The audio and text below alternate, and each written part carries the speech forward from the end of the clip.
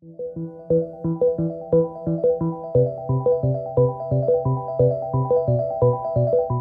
thèmes nature nous intéressent fortement à Jean Blou, étant donné que Jean Blou Agrobiotech Wallon et aussi Jean Blou, là où se situe la faculté Jean Blou Agrobiotech, donc la faculté universitaire des sciences agronomiques.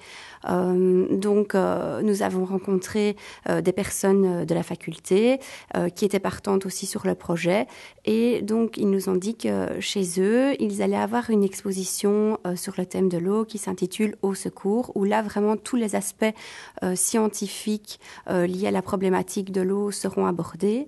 Et parallèlement à ça, tous les 3 ans, nous organisons un parcours d'artistes, et les précédents parcours d'artistes, nous avions abordé des thèmes comme le déséquilibre ou autour de la terre.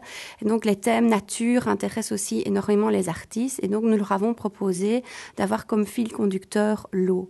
Et donc ils ont été évidemment partants, enchantés. Et donc ça veut dire qu'à la fois le thème de l'eau sera travaillé par des scientifiques, mais aussi par une 50aine d'artistes qui peuvent s'exprimer à la fois par la peinture, par la sculpture, par la photographie ou encore des installations. Donc là, il y aura vraiment tout un ensemble très varié d'œuvres. Et pour un petit peu qu'il y ait des connexions et pour que les artistes aillent peut-être plus loin que des poncifs, on va dire, en matière d'eau, on leur a proposé donc au fil de cette saison culturelle de mettre sur pied plusieurs activités de sensibilisation sur le thème de l'eau.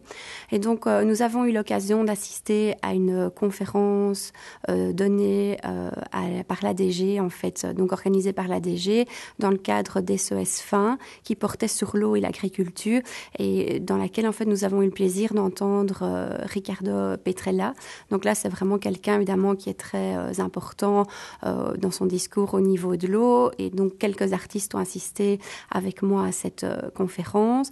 Ensuite, on a fait une soirée privée où un professeur de l'unité d'hydrologie de la faculté Aurore Degré a pris la parole et donc a un petit peu expliqué en quoi l'hydropédologie s'intéressait à l'eau.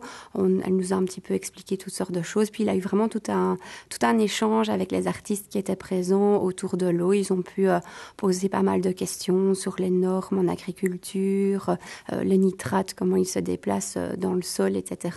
Aussi un peu les différents types de terres. Et donc, voilà, les choses après peuvent être traduites de façon évidemment plus créative.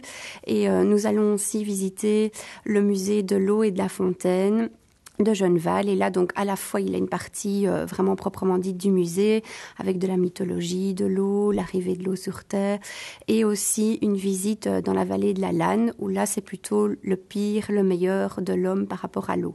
Donc, vraiment toute une série d'activités, de sensibilisation pour pousser, je vais dire, la créativité des artistes vers des thèmes, etc., plus élaborés, on va dire, vers des choses qu'on n'aurait peut-être pas au prime abord habitude de penser quand on pense eau.